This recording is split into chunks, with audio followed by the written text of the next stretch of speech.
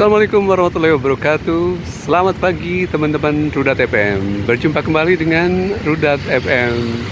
Kali ini di pusat kota Jakarta.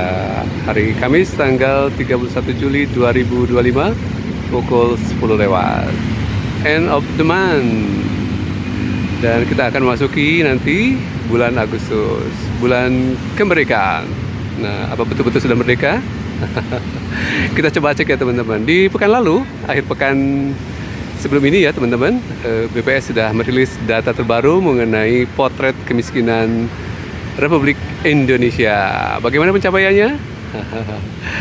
Kabarnya dari rilis resmi yang sempat ditunda itu teman-teman ya, diumumkan bahwa penduduk miskin Indonesia yang kategori miskin ya adalah 23,85 juta orang penduduk miskin ya, dari 285 juta penduduk Indonesia per Maret 2025. Nah, di setiap tahun teman-teman ya, BPS Badan Pusat Statistik merilis 2 kali dalam setahun kinerja ekonomi, dalam hal ini pencapaian mengenai indikator kemiskinan Republik Indonesia. Selain bulan September di 2024, nah yang terbaru tadi adalah bulan Maret 2025 yang kabarnya turun 0,2 juta alias 200.000 penduduk Indonesia naik kelas dari miskin menjadi tidak miskin, mungkin kelas menengah ya atau kelas menengah rentan begitu ya. Nah, indikator tersebut berdasarkan indikator BPS mengenai garis kemiskinan, yaitu sekitar Rp20.305 per kapita per hari. Nah, bila mana pengeluaran penduduk di bawah itu termasuk kategori miskin, sementara di atasnya adalah termasuk kategori tidak miskin. Betul nggak ya? Di tengah-tengah banyak PHK, kemudian melusunya ekonomi, baik di sektor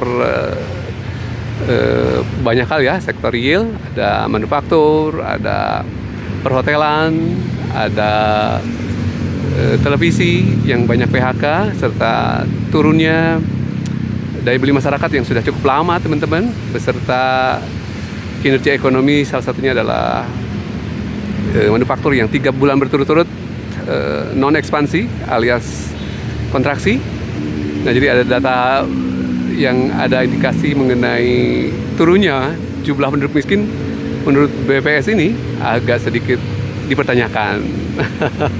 Sementara di bulan-bulan lalu kita sudah mendapatkan juga konfirmasi dari World Bank atau Bank Dunia mengenai tingkat kemiskinan Indonesia yang cukup tinggi, kurang lebih sekitar 68% atau 194 juta orang dari 225 penduduk Indonesia, 225 juta ya, terkategori miskin. Wah, sangat jauh ya, karena indikatornya memang berbeda. Jadi indikator dari BPS adalah pengeluaran per kapita per bulan sekitar Rp1.500.000 bila di bawahnya adalah kategori miskin, sementara di atasnya adalah tidak miskin. Sementara berdasarkan kategori pengeluaran BPS, garis kemiskinannya ada di Rp609.000. Artinya kurang lebih Rp20.305.000 per hari per kapita dianggap sebagai batas kemiskinan begitu ya. Jadi kita harus seperti apa yang menyikapinya? Sementara kita ketahui juga bahwa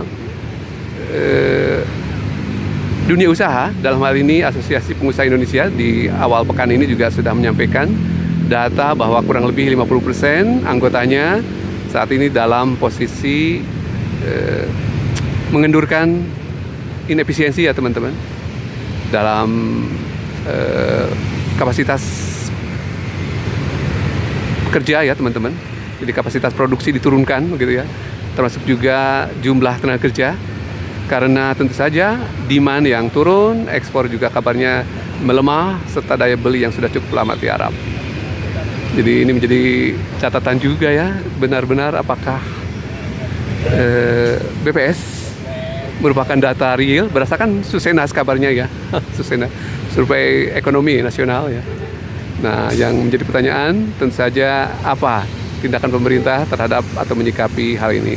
Ya, kalau spesifik pemerintah tentu saja senang ya bahwa ada pencapaian 200.000 penduduk naik kelas dari miskin menjadi tidak miskin dari selang antara September 2024 hingga Maret 2025. Nah, namun baru-baru ini juga sudah terdengar ada perusahaan tekstil yang sudah terbuka TBK, namun juga harus layoff karena tutup perusahaannya di Cikarang. Jadi sebenarnya sektor manufaktur yang sudah diketahui 3 bulan berturut-turut tidak ekspansi atau demand-nya karena turun, teman-teman, banyak hal ya yang sehingga menyebabkan sampai kepada tutup operasi dan layoff dari karyawan. Nah, sementara apa program unggulan dari pemerintah? Ada sekolah rakyat, ada makanan biji gratis atau MBG, ada juga Koperasi Merah Putih. Apakah sudah mampu menjadi sektor atau program unggulan untuk memperbaiki kinerja ekonomi Indonesia? Kita masih belum tahu persis ya, teman-teman. Nah, namun data-data yang dimunculkan terakhir justru agak sedikit kontradiktif ya dengan apa yang terjadi di dunia usaha berdasarkan laporan dari Apindo. Baik, teman-teman, coba kita lihat lagi ya ke depan. Barangkali di awal bulan Agustus akan ada pengumuman terbaru dari BPS terkait dengan kinerja ekonomi kuartal kedua barangkali, yang saat ini mungkin dalam proses perhitungan, karena kita sudah ketahui bahwa sekarang sudah masuk mulai esok adalah bulan Agustus, dan bulan Juli Agustus adalah semester ketiga dari kuartal 2025 ini ya, kuartal ketiga. Sementara Maret, April, Mei, Juni sudah lewat. Artinya dalam waktu dekat kita akan ketahui kinerja ekonomi atau pertumbuhan ekonomi kuartal kedua akan segera diketahui. Apakah sinkron dengan upaya pengumuman BPS terakhir atau malah justru berkebalikan. Oke, teman-teman, demikian laporan Rudat FM di Jakarta. Sekedar mereview apa yang terjadi di akhir pekan lalu dan awal pekan ini. Assalamualaikum warahmatullahi wabarakatuh.